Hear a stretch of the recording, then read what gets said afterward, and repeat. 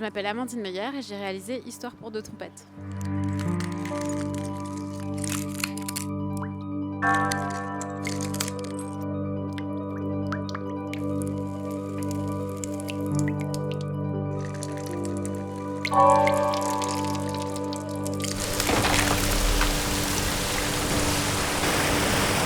Bonjour, merci pour ton film qui est un très beau film d'animation. Bon, c'est un film plein d'inventivité visuelle, c'est un conte initiatique sans morale un peu, et c'est un premier film.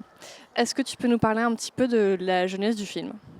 J'ai eu la chance de rencontrer les producteurs de Miu Productions. En fait, lors de notre première rencontre, ils m'ont vraiment laissé une espèce de carte blanche en me disant si jamais un jour tu as une idée de film, viens nous voir et on pourra en parler et essayer de monter un projet ensemble. Et à partir de là, en fait, je suis retournée les voir un peu régulièrement. Ça m'a quand même pris 5 ans pour écrire vraiment un film et avoir un projet qu'à la fin ils valident vraiment en me disant allons-y, on se lance dans l'aventure, on peut y aller, on va le produire.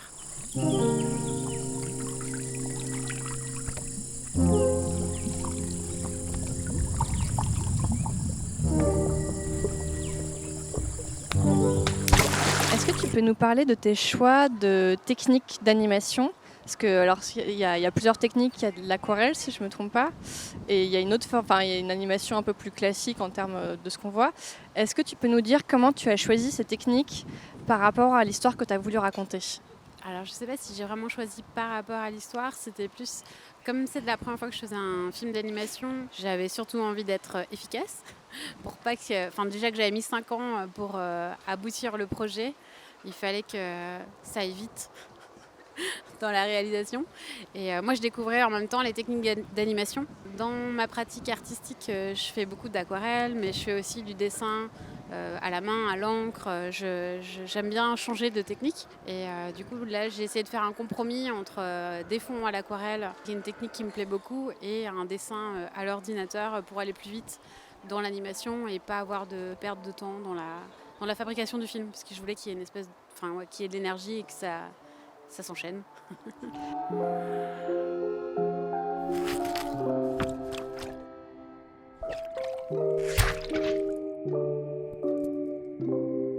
Et du coup, toi, à la base, tu viens du livre. Est-ce que tu peux nous dire comment tu passais du livre à l'animation et comment dessiner, faire des illustrations pour les livres? Ça t'a aidé à faire l'animation? Comment tu t'es influencé toi-même? J'aime beaucoup changer de médium. Donc, je viens du livre, mais je fais de la sculpture aussi. Je fais du verre, je fais de la céramique. J'adore changer un peu de technique. Et j'ai toujours voulu faire de l'animation. C'est vraiment un très... Enfin voilà, quand j'étais aux Beaux-Arts, j'en ai fait. Quand j'ai rencontré les producteurs de Miu, ils m'avaient contacté parce que je venais de sortir une bande dessinée. C'était ma première bande dessinée. Et ils m'avaient dit, si tu as une idée, une histoire, viens nous voir. Et moi j'étais là, oui, il faut que j'en ai une tout de suite. Mais en fait, moi, ça me prend beaucoup de temps d'écrire. Et je me suis dit, je vais juste continuer. Donc l'histoire, en fait, c'est vraiment la suite. Ça aurait pu être en livre. L'histoire, c'est la suite de mon livre.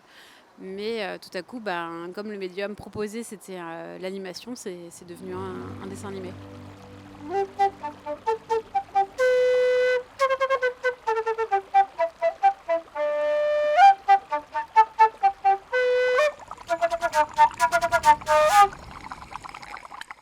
C'est un film très musical aussi. On sent qu'il y a vraiment une grande place dans la musique dans le film, qui a été fait par un compositeur qui s'appelle Chapelier Fou. Est-ce que tu peux nous parler de cette collaboration un petit peu? La différence entre un livre et un film, du coup, c'était qu'il y avait cet espace pour la création sonore. Moi, je suis une très grande auditrice de radio. J'adore les fictions radiophoniques. Donc pour moi, c'était vraiment génial de pouvoir travailler le son. Le Chapelier Fou, c'est quelqu'un que je connais. C'est un super auteur et un super compositeur, pardon, et qu'il adore, qu'il est intéressé par ce travail du son et du cinéma. À la base, j'avais proposé du coup de faire les bruitages et la musique. Moi, je voulais absolument que mon film soit pas un clip. Et donc je voulais que ça soit vraiment une histoire, j'écris que des histoires muettes, donc il fallait que ça soit une histoire muette. La musique devait être la parole, mais aussi la vie, donner il fallait vraiment qu'elle ait une place très importante.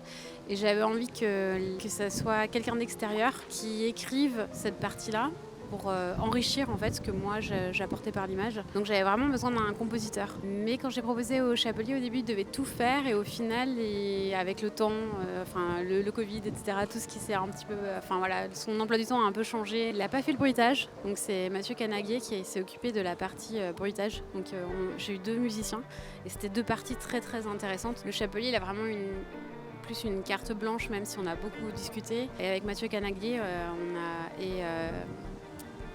Claire Cahu, on a vraiment travaillé ensemble sur plus le bruitage. Enfin, ils m'ont laissé discuter avec eux. Et pour finir, est-ce que tu veux nous dire un peu ce que tu as comme projet pour la suite, si tu as envie de repasser à l'animation? En fait, en faisant ce film d'animation, j'ai vraiment eu la joie de travailler avec le son. Et là, j'ai eu une super invitation de l'Opéra de Nancy pour faire un concert dessiné sur une symphonie. Donc pour moi, c'est vraiment comme une suite, hyper fluide. Et après, j'espère revenir au film d'animation. Bon, bah merci beaucoup en tout cas. Merci à vous. Merci beaucoup.